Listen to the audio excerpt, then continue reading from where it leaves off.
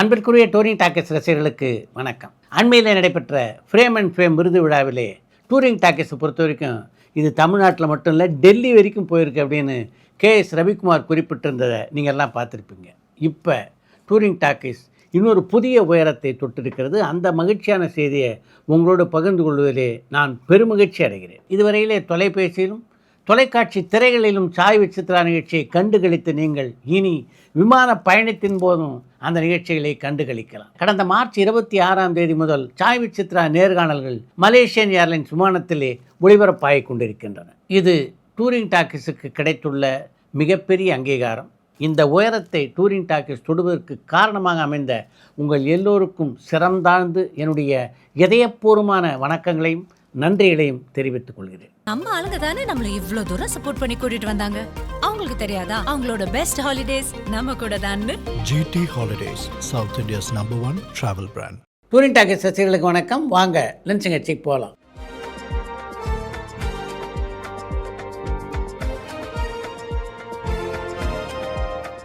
என்னம்மா முதல் கேள்வி? மக்கள் திலகம் எம்ஜிஆர் அவர்கள் அவர் நடிச்ச திரைப்படத்துக்கு திரைக்கதை எழுதியிருக்காரான்னு கடலாடியிலிருந்து பாலசுப்ரமணியன் கேட்டிருக்காங்க. எம்ஜிஆர் எந்த ஒரு திரைப்படத்துக்கும் கதை எழுதியதில்லை. டாக்டர் மணிரத்னம் அவரோட முதல் படமான பல்லவி அனுபலவி படத்துக்கு கதாநாயகனா அனில் கபூரையும் தேர்ந்தெடுத்தாங்கன்னு சென்னையில இருந்து ராமகிருஷ்ண ராஜா கேட்டிருக்காங்க. மணிரத்னம் தன்னுடைய முதல் படமான பல்லவி அனுபலவியில் கமல்ஹாசன் நடிக்க வைக்க வேண்டும் அப்படின்னு தான் ரொம்ப முயற்சி செய்தார். ஆனால் அது நடக்கலை. அதற்கு பின்னால் தான் அந்த படத்தினுடைய கதாநாயகனாக அனில் கபூரை அவர் ஒப்பந்தம் செய்தார். இன்னும் 20 நாளில் ரஜினி சாரோட 173 படம் ஸ்டார்ட் ஆக போகுது. அந்த படத்தோட கேஸ்ட் அண்ட் க்ரூலாம் செலக்ட் பண்ணிட்டாங்களா? அந்த படத்தை பற்றி ஏதாச்சும் அப்டேட் இருக்கா, இல்லை படம் தள்ளி போதான்னு கொழும்பு நகர்லேருந்து அதிகம் கேட்டிருக்காங்க. ரஜினிகாந்த் 173 படத்தை பொறுத்தவரையில் அந்த படத்திற்கான தொழில்நுட்ப கலைஞர்களுடைய தேர்வெல்லாம் முழுமையாக முடிவடைந்து விட்டது. நட்சத்திர தேர்வு தான் இப்போ நடந்து கொண்டிருக்கிறது. மிக விரைவிலேயே அதை பற்றி அதிகாரப்பூர்வமான அறிவிப்பு வரும். காட்டான் சீரீஸ்க்கு அப்புறமா OTT பிளாட்ஃபார்ம்ஸ் தமிழில் பெரிய பட்ஜெட் சீரீஸ் தயாரிக்க முன் வருவாங்களா? தமிழில் OTT மார்க்கெட் சரிஞ்சதுக்கு இந்த மாதிரி சீரீஸ் தான் காரணமானு மதிஷாந்த் ஸ்ரீலங்காலேருந்து கேட்டிருக்காங்க. தமிழில் OTT மார்க்கெட் சரிந்தது அப்படின்றது இன்று நேற்று நடந்ததில் கடந்த 6 மாத காலமே அந்த போராட்டத்தில் தான் தமிழ் சினிமாவில் இருக்குது. அது மட்டும் இல்லாமல் காட்டானை பொறுத்த வரைக்கும் அது தமிழ் திரைப்படம் இல்லை, அது ஒரு வெப் சீரிஸ். மயிலாட் படம் மற்ற அவார்ட் படங்கள் மாதிரி இல்லாமல் நல்ல மெசேஜ் சொல்கிற கமர்ஷியல் படமாக இருந்துச்சு. கிரிட்டிக்ஸ் கிட்டேயுமே நல்ல ரிவ்யூ வாங்குச்சு. ஆனால் தியேட்டரில் மக்களோட ஆதரவு அந்த படத்துக்கு கிடைக்கல. தாய்க்கிழவி ஃபீவரில் இந்த படத்துக்கான ரெகக்னேஷன் கிடைக்கலையான்னு யாழ்ப்பாணத்துலேருந்து ஜானி கேட்டிருக்காங்க. மயிலாட் திரைப்படத்தை பொறுத்தவரையிலே அந்த படத்துக்கு ஏகோபித்த விமர்சகருடைய பாராட்டு கிடைத்ததாக சொல்ல முடியாது. ஒரு சில விமர்சகர்கள் பாராட்டியிருந்தாங்க, ஒரு சில விமர்சகர்கள் அந்த படத்தை சுமாரான படம் அப்படின்னு தான் விமர்சித்திருந்தார்கள். அதன் காரணமாக தான் அந்த படம் மிகப்பெரிய வெற்றி ஈட்டவில்லை. அது மட்டும் இல்லாமல் இப்போ பொதுவாகவே மக்கள் சோகமான படங்களை பார்ப்பதை தவிர்க்கவே விரும்புகிறார்கள். மயிலாட் திரைப்படத்தை பொறுத்தவரைக்கும் அதில் சோகமான காட்சிகள் ஏராளமாக இருந்தன. பாக்யராஜ் சாரோட இது நம்மால் படத்தில் நடித்த டப்பிங் ஜானகி இப்போ என்ன பண்ணிட்டு இருக்காங்கன்னு சிதம்பரத்துலேருந்து வெங்கடேசன் கேட்டிருக்காங்க. டப்பிங் ஜானகி சென்னையில் தான் வசிக்கிறாங்க. ஆனால் இன்றைக்கும் தெலுங்கு படங்களில் அவர் நடித்து கொண்டிருக்கிற காரணத்தினால ஹைதராபாத்துக்கு போயிட்டு வந்துட்டுருக்காங்க. ஜெமினி கணேசன் அரசியலில் ஈடுபட்டாரான்னு கோவைப்புதூர்லேருந்து பாபு கேட்டிருக்காங்க.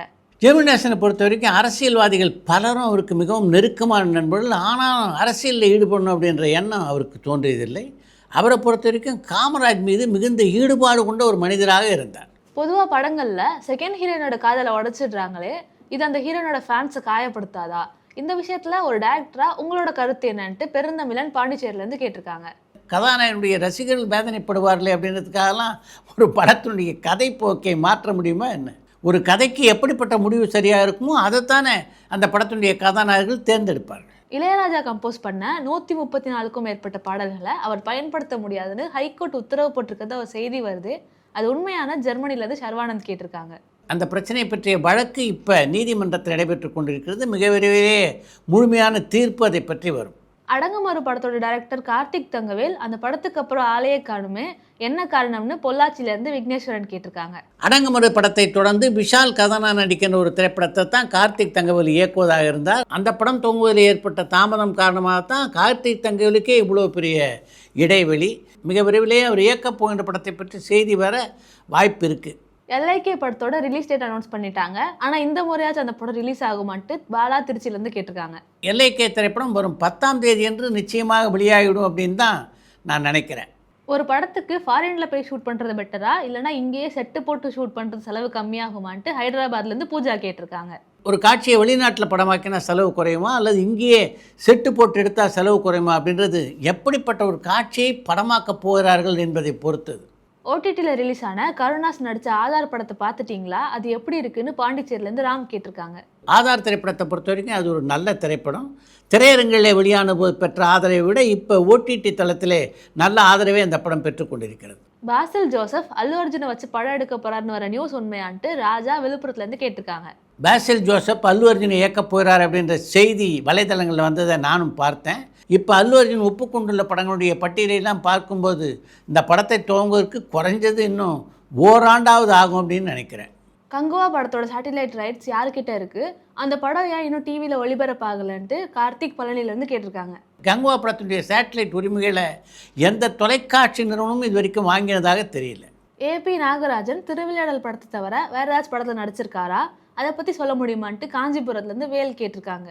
1953ஆம் ஆண்டிலே வெளியான நால்வர் அப்படின்ற படத்தில் கதாநாயகனாக நடித்தவர் ஏபி நாகராஜன். அந்த படத்தை தொடர்ந்து மாங்கல்யம், பெண்ணரசி, நல்ல தங்காள் போன்ற படங்களிலும் ஏபி நாகராஜன் நடித்திருக்கிறார். பழம்பெரும் நடிகையான குமாரி சச்சு இப்போ என்னென்ன படங்களை நடிச்சிட்டு இருக்காங்கன்ட்டு கௌஷிக் சென்னையிலேருந்து கேட்டிருக்காங்க. இப்போ குமாரி சச்சு எந்த ஒரு திரைப்படத்திலும் நடிப்பதாக தெரியல. இயக்குனர் வி சேகர் படங்கள்ல ஆண்கள் கோழையாகவும் பெண்கள் வீரமாகவும் காட்டுறதுக்கு என்ன காரணம்னு சந்தனகுமார் சென்னையிலேருந்து கேட்டிருக்காங்க. திரைப்படங்களை பொறுத்த வரைக்கும் கொஞ்சம் வித்தியாசமாக காட்டினா தானே மக்கள் அதை ரசிப்பாங்க. அதன் காரணமாக தான் அப்படிப்பட்ட கதைப்போக்குள்ள படங்களை தேர்ந்தெடுத்து இயக்கினார் சேகர். ஒரு படம் வெற்றி அடைஞ்சிச்சுன்னா அந்த படத்தோட தயாரிப்பாளருக்கு லாபம்னு சொல்கிறாங்க. அப்படின்னா தயாரிப்பாளருக்கு அந்த பணத்தை எப்படி பிரித்து கொடுப்பாங்கன்ட்டு கார்த்திக் பழனிலேருந்து கேட்டிருக்காங்க. ஒரு படம் வெற்றி பெற்றுவிட்டால் தயாரிப்பாளருக்கு யார் பணத்தை பிரித்து கொடுக்கணும்? அவருக்கே நேரடியாக அந்த பணம் வந்து சேருமே. ஒரு தயாரிப்பாளர் 10 கோடி ரூபாய் செலவில் ஒரு படத்தை தயாரித்திருக்கிறார். அந்த படம் ஒரு 25 கோடி ரூபாய் வசூல் செய்திருக்கிறது என்றால் மிச்சம் 5 கோடி அவர்கிட்ட தானே வந்து சேரும். அதை அவர்கிட்ட யாரும் பிரித்து கொடுக்க வேண்டிய அவசியம்லாம் இல்லையே. எம்ஜிஆர் அவர்கள் ஸ்ரீதருக்கு உரிமை குரல் படம் நடிச்சு கொடுத்ததுக்கு அப்புறமா அவர் முழுமையாக கடன்ல இருந்து வெளியில் வந்தாரான்னு சிதம்பரத்துலேருந்து வெங்கடேசன் கேட்டிருக்காங்க.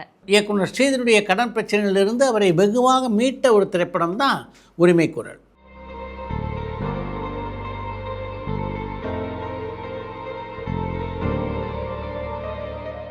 ஒரு படத்தோட மேக்கிங்கை அந்த படம் ரிலீஸ் ஆன 4-5 நாளில் ரிலீஸ் பண்ணால் அந்த படத்துக்கு ஒரு ப்ரொமோஷனாக இருக்கும். ஆனால் அதுவே 1 வருஷம் கழிச்சு ரிலீஸ் பண்ணுறது அந்த படத்துக்கோ இல்லை அந்த படத்தோட டீமுக்கோ எந்த விதத்தில் யூஸ் ஆகும்ட்டு வடபள்ளியிலேருந்து கணேஷ் கேட்டிருக்காங்க. படத்தினுடைய மேக்கிங்கை பொறுத்த வரைக்கும் எல்லா திரைரசிகர்களும் அதை பார்ப்பதில் ஆர்வம் காட்டுவாங்க அப்படின்னு சொல்ல முடியாது. சினிமா மேல் மிகுந்த ஆர்வமுள்ள ரசிகர்கள் தான் ஒரு திரைப்படம் எப்படி உருவாகிறது என்பதை தெரிந்து கொள்ள விரும்புவாங்க. அதனால் அப்படிப்பட்ட ரசிகர்கள்கிட்ட எந்த காலகட்டத்தில் அதை வெளியிட்டாலும் நல்லது ஒரு வரவேற்பு கிடைக்கும். அடுத்து இன்று ஒரு தகவல். திரையுலகத்தை பொறுத்தவரையிலே நாம் எடுக்கின்ற எல்லா முடிவுகளும் விமர்சிக்கப்படும். அப்படிப்பட்ட காலகட்டத்தில் நாம் எடுத்த முடிவை சீர்தூக்கி பார்த்து இது சரியான முடிவா இல்லையா என்று ஒரு முறைக்கு இருமுறை யோசித்து அதை தொடர வேண்டும். வாழ்க்கை திரைப்படத்திலே சிவாஜிக்கு ஜோடியாக நடிக்க அம்பிகாவை நான் தேர்வு செய்த போது கூட அதற்கு பலத்த விமர்சனங்கள் எழுந்தன. பல பேர் இது ஒரு விஷப்பரீட்சை என்று என்னிடம் நேரடியாகவே கூறினார்கள். அதெல்லாம் தாண்டி அந்த படத்தில் அம்பிகாவை நான் கதாநாயகா நடிக்க வைத்தேன் என்றால் அதுக்கு முக்கியமான காரணம் அந்த கதாபாத்திரத்தில் அம்பிகா நடித்தா நிச்சயமாக அந்த படம் வெற்றி பெறும் என்று நினைத்தது ஒன்று. இன்னொன்று, ஏற்கனவே சிவாஜியோடு இது போன்ற கதாபாத்திரம் நடித்த நடிகைகளை அந்த படத்தில் நடிக்க வைக்கக்கூடாது என்று நான் எடுத்திருந்த முடிவு. அதன் காரணமாக தான் வாழ்க்கை திரைப்படம் மிகப்பெரிய வெற்றி பெற்றது. அந்த படத்தினுடைய வெற்றிக்கு மிக முக்கியமான காரணமாக அவங்களுடைய புது காம்பினேஷன் இருக்குல்ல, சிவாஜி அம்பிகா, அது அமைந்தது. பணமா பாசமா படத்தில் ஜெமினேசனும் சரோஜதேவியும் ஜோடியாக நடிக்கப் போகிறார்கள் என்று இயக்குனர் திரு KS கோபாலகிருஷ்ணன் அறிவிப்பை வெளியிட்ட மறு கணத்திலிருந்து அவர் ஆஃபீஸில் ஃபோனை கீழே வைக்க முடியல. அந்தளவுக்கு ஃபோன் கால்கள் எல்லாம் அவரை பாராட்டி பேசினாங்கன்னு நினைக்கிறீங்களா? இல்லை. என்ன உனக்கு அறிவு இல்லையா? ஏதாவது புத்தி மழுங்கி போச்சா? பத்மினியை வச்சு சித்தின்னு ஒரு படம் எடுத்தால் அந்த படம் மிகப்பெரிய வெற்றி அப்படின்றதுனால ஜெமினேசன் சரோஜதை வச்சு அடுத்த படம் எடுக்கலாம்னு முடிவு பண்ணிட்டியா? சரோஜதை மார்க்கெட் போய் எவ்வளோ நாள் ஆச்சுன்னு உனக்கு தெரியுமா? அவங்க திருமணமாகி போனதுக்கப்புறம் அவங்க மார்க்கெட் சுத்தமாக போயிடுச்சு. இப்போ அவங்கள வச்சு கதாநாயகி எடுத்து என்ன பண்ண போகிற என்று பலரும் தொடர்ந்து KS கோபாலகிருஷ்ணனை கேட்டபடி இருந்தார்கள். நீ எடுக்க நினச்சிருக்க இந்த திரைப்படம் நிச்சயமாக மிகப்பெரிய தோல்வியடையும். அதனால் இப்போவே புத்திசாலித்தனமாக நட்சத்திரங்களை எல்லாம் மாற்றி விட்டு படமிடு என்று KS கோபாலகிருஷ்ணனுக்கு ஆலோசனை சொன்னவர்கள் பலர். அவங்க ஆலோசனை சொன்னதையும் தப்பில்லை, என் மேலே உள்ள அக்கறையில் தான் அவங்க அப்படிப்பட்ட ஆலோசனை சொன்னாங்க. ஆனால் எனக்கு என் கதையின் மீது நம்பிக்கை இருந்தது. அந்த கதையில் அவங்க 2 பேரும் நடித்தா நிச்சயமாக அந்த கதை வெற்றி பெறும் என்ற நம்பிக்கையும் இருந்தது. அதனால தான் அந்த விமர்சனங்களை எல்லாம் பொருட்படுத்தாமல் நான் ஜெமினேஷன் சரோதேவை வச்சு பணமா பாசமா படத்தை எடுத்தேன். அந்த படம் எப்படிப்பட்ட வெற்றி படமாக அமைந்தது, எவ்வளவு நாட்கள் ஓடியது, எந்த அளவுக்கு வசூல் சாதனை செய்தது என்பதையெல்லாம் எல்லோரும் அறிவார்கள் என்று ஒரு பத்திரிகை பேட்டியிலே பதிவு செய்திருக்கிறார் KS கோபாலகிருஷ்ணன்.